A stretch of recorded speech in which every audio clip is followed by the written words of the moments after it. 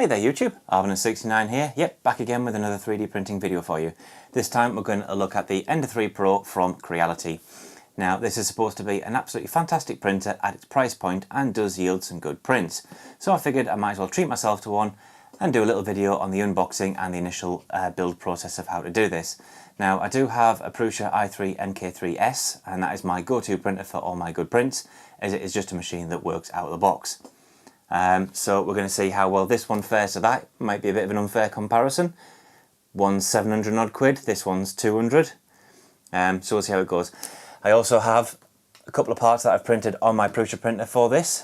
These are upgrade spool feeders, a little tray, backing box for the circuit board and other bits and pieces. But we'll come to that as we will the printer. So let's dive in and see what's in the box. Right, so here we are in the box. Now I ordered some additional tensioner springs for the print bed, so that's what these on the top I assume are. So we'll put them to one side.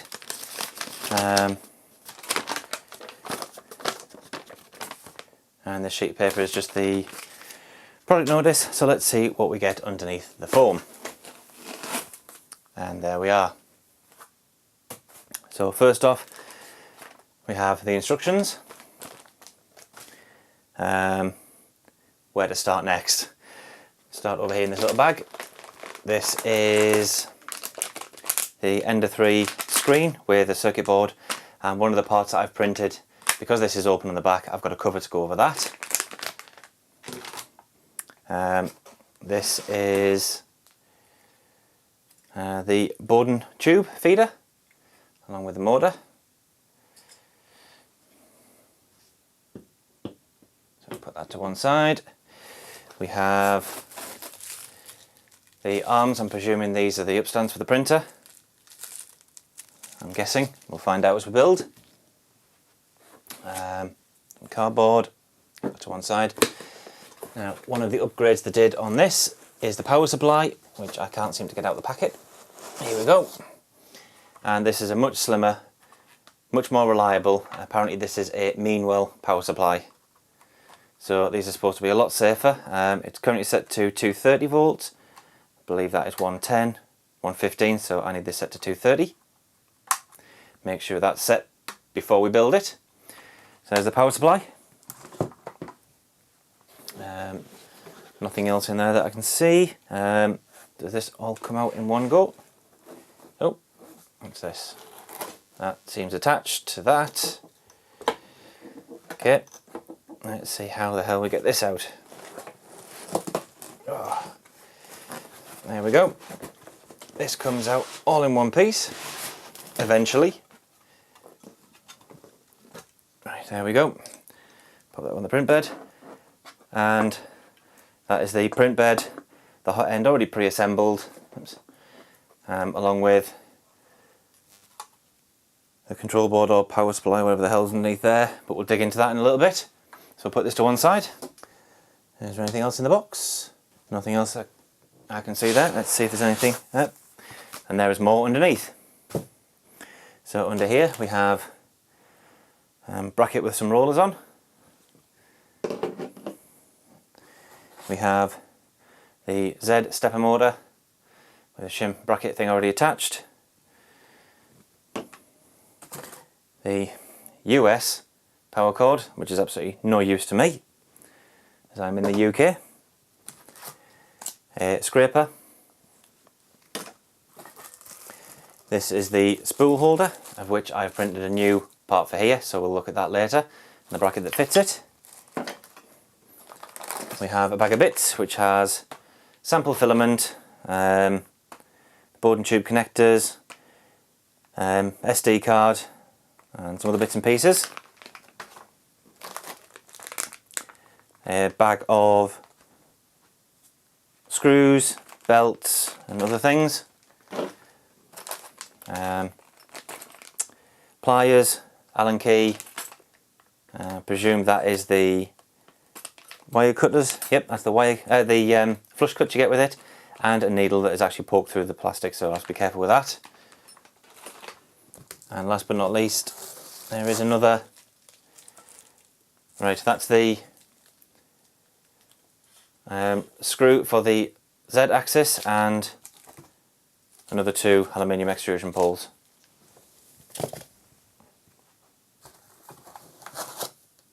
And that looks to be, yep, that is everything in the box. Yep, that's it. So let's dig out the instructions and see what we do next. So there's everything laid out on the table that we got inside the box. So first things first, we need to get the instructions and check out what stage 1 is. So before I start, I almost forgot, I ordered some new springs for the print bed. These springs are a little bit stiffer and apparently produce a little bit more rigidity in the print bed to stop vibration, etc. So what we need to do is underneath here, you'll see these very large oversized knobs. We need to unscrew all 4 of those, take the print bed off and remove the screws. And what I do like about these knobs, I've just realised, is they have arrows that point which way is up and down when you turn them. So when you're aligning your print bed, because unfortunately there's a manual alignment in this print bed, you know which way to turn your knob to either raise or lower the print bed. So I'll continue unscrewing the other 3 of these. So the last one unscrewing at the back here, just like this. There we go. This should now lift off. There we go. And those are the stock springs. Take that off very, very carefully. We don't want to damage this. So take these springs off. Oops. Pop the print bed back down again. And in here we have my new, slightly stronger springs. So I'll go ahead and slide those onto these screws, pop it back in the holes back in the print bed here, and we'll be good to go again. Right, so that's all the screws back on again. Right, so that's the springs on and the knobs retightened underneath here again. Now the other thing to do is just make sure the print bed isn't loose. It doesn't wobble on the carriage, which mine is nice and sturdy. And it moves fairly easily, so the wheels aren't binding up. And there's no forward and backwards or side to side movement. Now the other thing is, mine is a little uneven. Now it could be the table it's on. I do recommend that you put this on a perfectly flat surface and check. If you come across and find yours isn't exactly level, there are 4 screws on the side here. So you can get them into the light. There we go. So there's 4 screws here and 4 screws exactly the same on the other side. If you slacken all those, place it down and then tighten opposite corners on each side, and that'll get it leveled. So I'm going to go and do that now. I'll be back in a minute. Okay, so now I have tightened all the screws and tested this on the kitchen bench, and there is no rock in the base. If you do this before you start building the printer and get the foundations perfectly done and the base nice and solid, you should have a good base to work on. Same with building a house. If the foundations are crap, the house is crap. If the base of your printer's crap, your prints are going to be crap. So just make sure you spend a bit of time and get this right in the first instance. Once done, the rest of the build should be fairly easy. Now, looking at the instructions, there isn't much to it. There are 4 steps on the first page, and then the rest of them on the back up to stage 12. It looks fairly straightforward. So let's start with step 1. We need to get the 2 rods and the M5x45 screws. Now I've had a look, and nice and conveniently, all the packets are actually labelled. These ones are the M5x45s, so it's fairly easy to find which screws you need. So I'll get the, these are the uprights. I'll get these unwrapped and we'll make a start. Right, so they're just wrapped in cellophane, and it's worth noting they are subtly different. As you can see, this one's got 2 holes in the bottom. This one has holes up the side here. So just make sure you get the right ones in the right place. It does say on the instructions that you've got longer, shorter and shorter. This one has 2 holes in, as it says on the picture up here. So if I can get a close up on this. Oops. So I don't know if it'll show up on the camera or not, but there's on the picture 2 holes shown here that go beside the base unit here, and these ones go this side. So let's get them put in. Now to secure these to the actual base, the screws go from the underside and into these holes pre-drilled and tapped at the bottom here. So we'll need to flip this over to allow easier access and get the screws positioned first. So if we just gently turn that over onto the print bed and pop 1 and 2 in there. like so. So what we'll do, we shall flip this over. Now we're working on the side that's opposite this unit, so that's one that has the 2 holes up the one side. Okay, so that was actually quite fiddly to fit that and get the screws through on the rear and connected up to this rod. But once you've got it done, don't over tighten, so you do have a bit of play on this rod. We can tighten those up later. Once that one's done, you can use this rod as an anchor to secure it while you get the top one put in, and hopefully this will be a little bit easier to locate. Now again, pop the screws in from the bottom, take your piece, make sure you get it right way round. The 2 holes on the bottom here go to the bottom, and then offer it up, locate the screws and tighten. This is probably off camera slightly. There you go, you can just see on the top of the camera shot here. They go in like that. They are fairly tight to screw to start with. Once you get them going, get a bit easier. So I'll attach this one and back in a minute. So step 2, we're fitting the screen and the mean well power supply on the side as indicated. So as it says there, it's 230 or 115. I've already set my power supply to 230, so we should be good to go with that. And it tells you need the M5x8 and the M4x20 screws. So I'll get them parts sorted out and we'll make a start. So first of all, we'll pop the screws into the holes, like so and like so. Get our power supply, offer it up to the side and locate the holes and screw it in. There's one started, and get the second one started, and then just go ahead and tighten this up. So there we are, that's the power supply on and tightened. Next thing to do was the screen.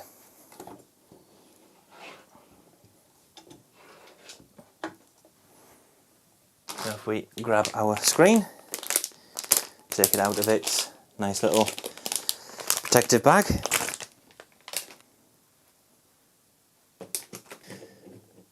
Now, before I'm going to put the screen on, as I said, the back of this is completely exposed. So what I've got is this part printed on my Prusa, which fits over the back of that using the existing screws and allows the monitor cable to still connect up and the speaker is still visible. So I'm going to undo these 4 screws, pop this back on, and then we'll get back to fitting the screen to the board. So there we are. That's the back on the actual board. It just uses the existing screws. Did forget to mention, all these parts that I'm adding to this printer that I've printed myself are not my design. I will have the links down below for all these if you want to do it yourself. Most of these are purely cosmetic, some are quite functional, but that just neatens it up on the back a little bit. So let's get these 2 screws put in. One there and one there. Into the bottom.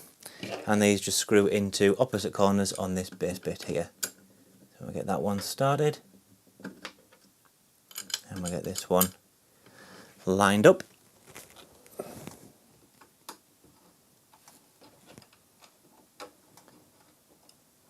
Now I will have to take this off once I'm finished building, as I do have a tray that goes in between here, but I want to get it all built and cables put in, etc. before I do that. Okay, I decided why wait to fit the tray in between here. I might as well do it now while I'm building. If I come across difficulties, I can always take it back off again.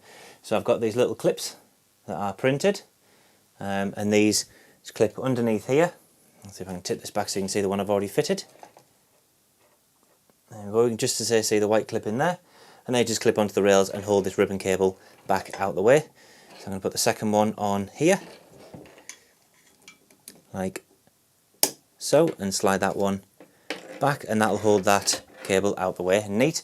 Next thing I need to do is undo the 4 screws on the front here to remove this belt tension and slide it up out the way, so I can get my tray fitted in between here. So I'll get that undone and get back to you in a second.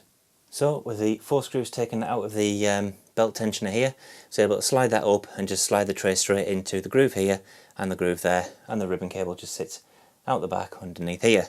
So what I need to do now is slide this back down again, like so. Put the 4 screws back in, pull it taut and tighten the screws up. So I'll make a start on that. So with all the 4 screws put back in again, don't tighten them up, and what we need to do is give this a pull to pull it tight. Make sure you've got a bit of tension on that belt, and then tighten these screws up. And make sure you put them in nice and tight. Right, keep this tension on here. That's one.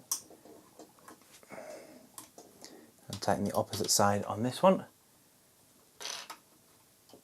Helps if you turn it the right way. I hate Allen keys with a passion. And that's two, and just check. We still have some good tension on that belt. Then we can tighten the remaining two screws up, and we should be good to go. But what we'll do is we'll run the bed backwards and forwards just to test.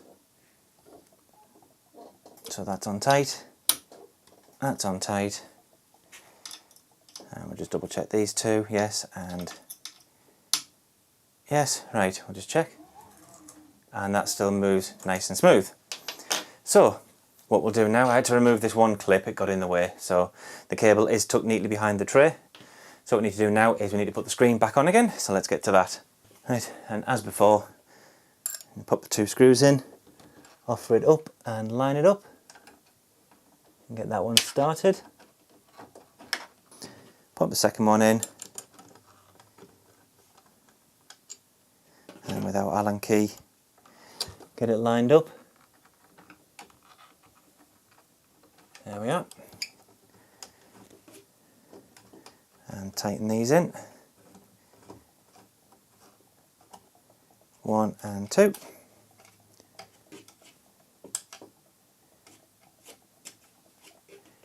Like so. And that is the screen on. And while the cable's here, we might as well get this connected up.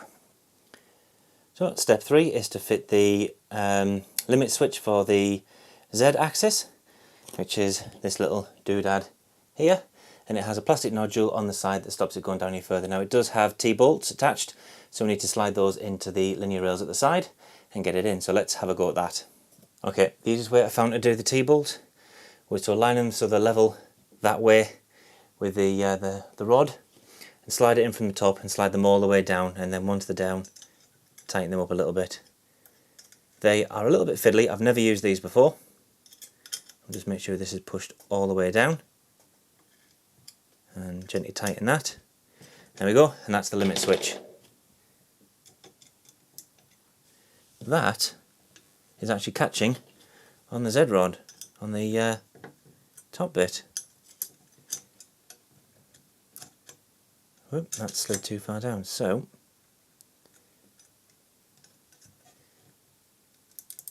when you do this, make sure you keep it flush with the back here and it doesn't twist. If it does, as I've just found, this micro switch will catch on the rod. So there we go, that's that on and tightened down. Time to move on to step 4. Okay, so step 4 is connecting the stepper motor for the Z Rod and the actual Z Rod itself, and they go on the back of here. So let's get that started. We've got the stepper motor and the rod comes in this sleeve. Now what I do have is I've seen that this alignment can be quite tight sometimes, so I have printed this little piece off which has a 1mm thick shim on the back, replaces this and just offsets the motor a little bit from the back, and apparently improves the travel of the Z axis. So I'll take this off with the right screwdriver. And the good thing apparently about this part is it uses the exact same screws.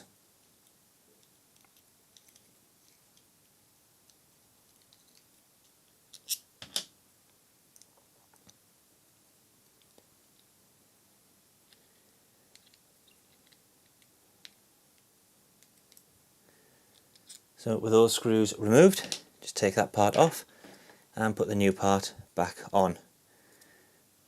Drop the screws in and tighten them up.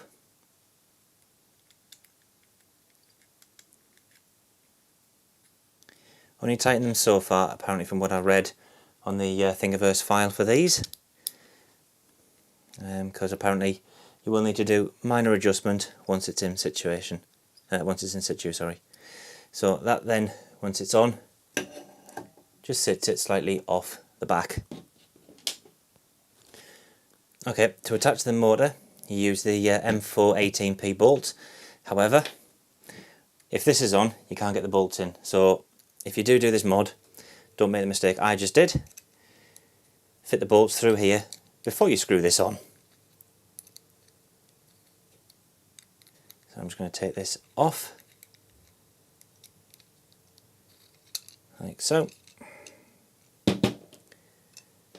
Pop the bolts in there, and then pop this back on again.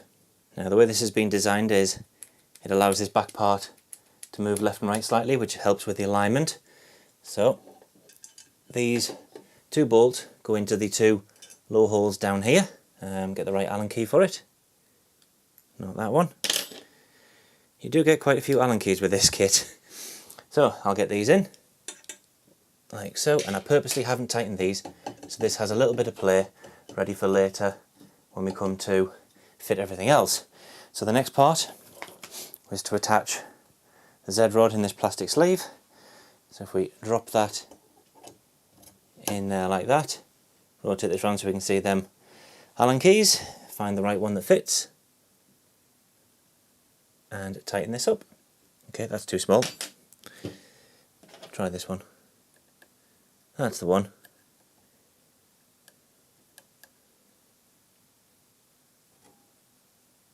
And get that tightened, and the bottom one's already tight. So there we are.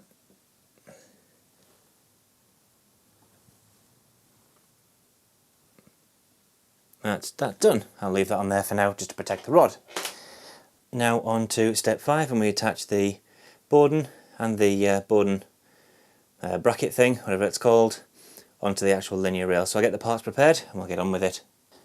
Okay, so the two linear rails we need come double packed as such, and you'll see that one of them has a large notch in, 2 holes, and on the other side another large notch and 1 hole. This is the one we need. It's slightly longer than the other tube, and the reason being is the notch here fits into a bolt on the Borden feeder, which we'll see in a second. So we'll put this one to one side that we don't need. So the next thing we need to do is we have the Borden bracket clip tube thing that the PTFE tube goes into. That needs to screw into the actual Borden feeder. There's a nozzle just there for it. So if we pop that in, screw that up, and we get our spanner, and we just tighten that in there nice and tight.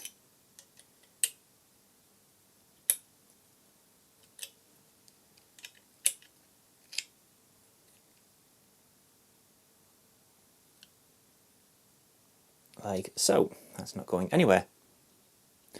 Right. The 2 screws we need are these ones, which are M416s, and they go into the 2 holes here. The camera can pick this up at all. Not very well. There we are, there and there. So might be a little bit fiddly, but what we do, so we get our Borden mount like that with the end stop just on the inside down here,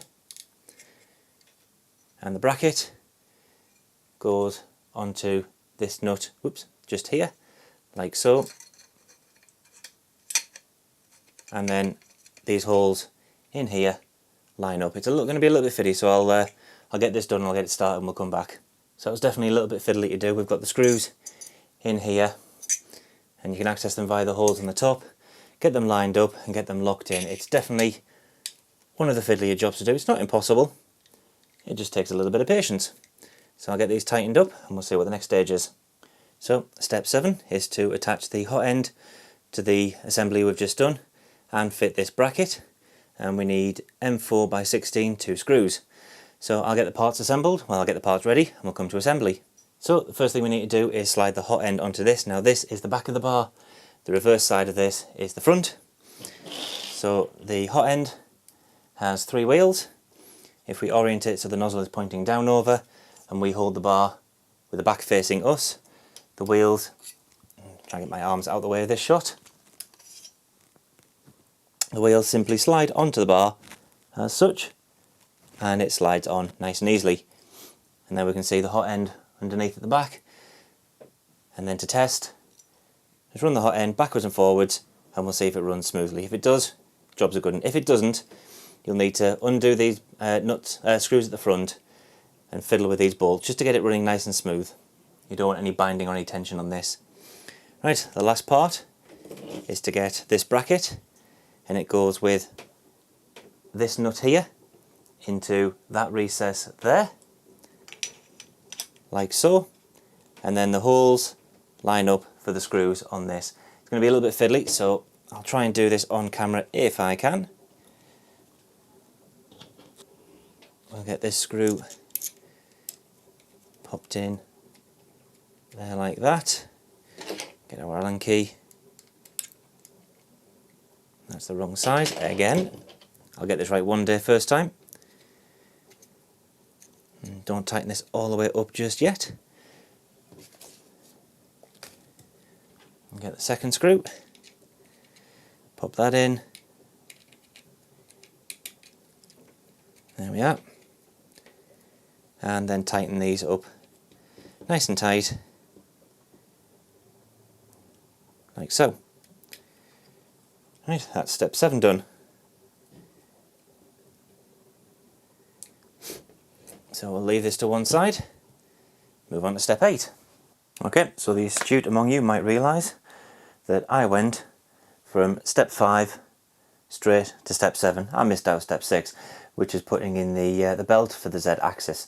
So we'll go ahead and do that now. We should be able to do that while everything is still built, and we'll get back to where we need to be. So we need one belt, and to do this we need to feed it underneath the carriage here. So if we pop it into the channel in the top and we should be able to just roll these wheels over it. There's one. Feed it along and get the second wheel over. There we go. And there's the belt. Now, keeping the teeth pointing down towards the bar, feed it through the gap at the side where the stepper motor is, and fish for it on the other side. There we are. And then what we've done there is we fed it into the little gear here. So over that, round, and if we can get this back on the outside there we are. And just pull that through, and we fed it through there around the teeth. And then now if we get this carriage to come back down to us, we'll see on the underside here is a little notch, and that's where this little brass fastener goes into. So if we just get that in, sorry if my hands are in the way, but it's a little bit fiddly to do. There we go. So there's that located. I'll just pull the excess back and then loop it round the end and do the same on this side. Don't pull it too tight, just feed it in so the brass thing is just to say through. And you should have assembly that looks somewhat like that. And there's the belt on. So now we're caught up to date where we need to be. Next is step 8, and that is fitting the tensioner to the end of this arm. So I've got this out already, and it comes pre-installed with 2 T-nuts. Now I hate T-nuts with a passion, so this may take me a little bit of time, but we will get this installed best we can.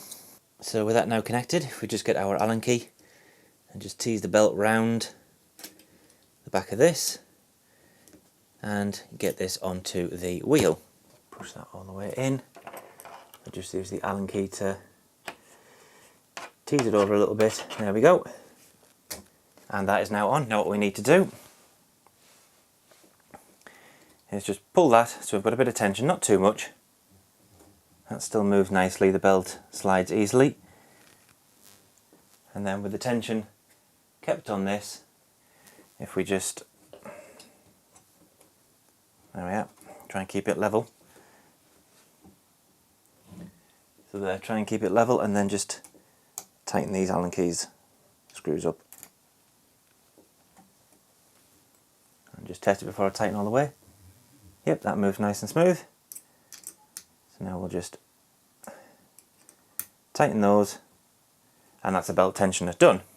Okay, so step 9 now is to lower this gantry we've just created and built onto the 2 uprights. Now it says here to undo those slightly. I'm presuming this is to allow the screw to go in. So let's get started and we'll see how this goes.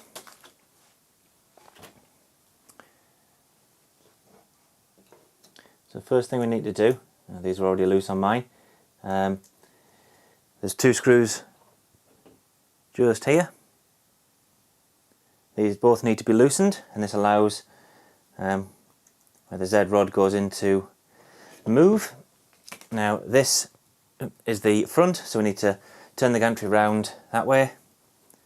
Actually, that puts a twist in the wire that way. That's it. Let's get this wire totally untwisted. There, that's better. This cord was twisted on mine. So as we offer it up, we need to make sure the wheels, and I'll bring the camera over in a second, go over. I'll just get that put in, move that into position. So I'll show you from the top.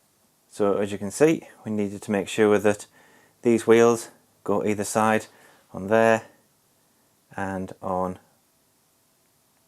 there. And with that done, what we need to do now is the Zed rod just here. Make sure that locates directly into that hole and tighten it down. There we go, that's the Z axis moving down. And all the wheels have located on that side and that side. Next thing we need to do is get it down a little bit and take some measurements just to make sure this is now level. Right, so now I've turned the printer around, so if you're looking at the front of it now, what I've done is I've unloosened the screen and just removed it slightly. I've got a metal rule, and while eyeballing gives you an idea if this is level or not, we need to make sure it is accurately level. So just take a ruler, put it on the bottom gantry down here, take a measurement. I am at 20 centimeters. Nip over to the other side and do the same thing again. Pop it on the metal gantry, offer it up, and I am at 20 centimeters. So if you do notice that this is uneven and higher at one side than the other, what you need to do, if I just turn this around a little bit so you can see, just get a close-up of this. So what we need to do is put a spanner on here and the Allen key on the rear side, and the same on the bottom one. Spanner underneath here, Allen key on the rear side, and just loosen these off, and this will loosen both of these wheels. And then on the rear side, the wheel that's just poking out here, that's a centric nut. If you loosen that, that'll move the wheel in or out. We want to make sure these don't bind too tightly, because that could be causing your axis to be off on one side. So manually level it by your hand. Once you've got it leveled after remeasuring again, gently tighten these up. Tighten them so that you get a little bit of tension but not too much, and then stop. And then that one should be already pre-tensioned once it's done. And that should be your gantry all nice and level. So I've now reattached the screen and this is now leveled. The last thing we need to do is just tighten these nuts, these screws up in here. As we didn't tighten them up, so allow this to move while we got this Zed rod, leveled and put in. So with those now tightened down, the last thing we need to do is tighten the 2 screws that go for the Zed rod. But don't over tighten them. Just finger tighten and that should be good. There we go. Step 9 completed. So now on to step 10, and that is just to put the top gantry across the top of our printer and get it all squared off. So let's get the pieces for that. It's the last, presume this is aluminium rod, and we use 4 M5 25 screws. So I've already put the screws into the rod here. Simply place it on the top and align the screws up with the holes, and then just get your Allen key and tighten them up. And there we go, that's the last screws tightened up on that, and that is the top gantry on. Now step 11 is to fit the spool holder. However, I've got a slight modification for this, so let's get on with that. So that's the main part of the actual spool holder that the spool sits onto, and it attaches with the 2 M5x8 screws and then 2 T-nuts, and they just slip into the top bar here. However, as I've said several times during this video, I hate T-nuts, so let's see if we can get this in and then somehow get those twisted with an Allen key maybe. Okay, so I ended up cheating. I took the two screws out of the top railing here and slid this across, and that's that attached. Now the part that I have changed is the spool holder. I've got a new nut printed on the end here, and this is attached to two bearings on the top, which allow this to roll very, very easily. So we'll get this one attached, and it should stop any further friction on the spool, just to allow it feeding, because I know some people say that it sometimes doesn't feed very well. So there we go, that is the new 3D printed spool holder on. Now the other stage, it says for step 10, is there are two end caps that go on the top here and here. However, again, I have another mod for this. We just need one end cap. And they come in their own little bag, just a little black end cap. And they pop on like that, just to finish it off a little bit. However, I've got this part here with another bearing and a roller. And this simply pushes on the end here, like so. And then the spool comes off over here. And then another mod is another part for the spool holder, and again with another bearing and a wheel, and I believe this one goes on just there like that to allow the spool to come down. So it comes off this bearing, down here, off this bearing, through a gap underneath here, and then has a nice straight path into the board and feeder. It should take some stress and some tension and also allow it to feed a lot easier. So with that on, the last stage is to connect all the wires up. But before I do that, one more thing to add, and that is a knob for the actual board and feeder. So it allows you to slightly easier feed filament in when you're starting. Just pops on, allows you to turn this a little bit easier to feed your filament in with. So let's get the wires connected. The last thing on step 12 is just to connect everything up. Now conveniently, all these little connectors have either an X, an E for extruder. There's one under here which is the Z, your power.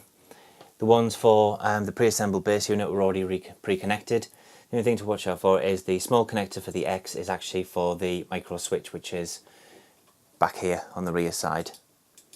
So let's get X and E connected. So E for extruder just plugs into here, like so.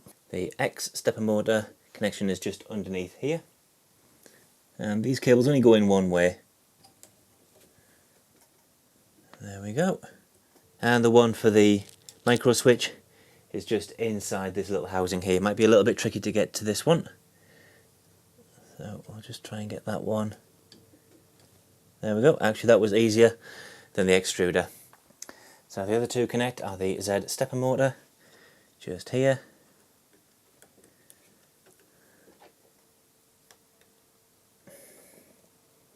There we go, like so. And then on the far side here is the one for the micro switch. I'll just get that one connected. Unfortunately you probably can't see what I'm doing here, but there is a connector just down here. It's a little bit fiddly to get to, as I've got fat fingers. There we go. So that's that one in. Now the other thing to connect is the board and tube. That goes into here. Pop it in, then pull the sleeve back, and it should lock in place now. There we go, that should be locked in place. There is a bit of play. Now what I did print were very, very tiny, so I can get the camera to focus on these, very, very tiny clips. However, in the bag of spare bits, you actually get some of these clips. Now I don't know if this is a recent addition for the Ender 3 printers, but these clip into the channel here and stop this moving and lock the board and tube in place. So I've just got to find the right size clip. It looks like this one. There we go. That's nice and snug, not going to move anywhere. Also in the bag was a spare nozzle and spare board and tube clip. So with that all done, the last thing to do is pass this cable underneath, which is the mains power cable, connected up to the power supply, like so. They're quite a tight push fit, and that should be our 3D printer fully assembled and ready to power on and test. So let's give it a shot. There we are, I've got my new UK power plug because you don't get one in the box. Let's turn it on and see what happens. We have the screen light up, you can hear fans whirring, and we have a screen. Now let's see if we can figure out how to home this, because I've never used one of these before. Auto home, so let's see if this works.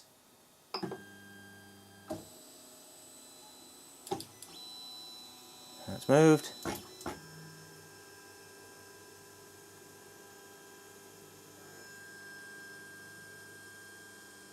It's very, very slow in lowering the gantry. The X-axis.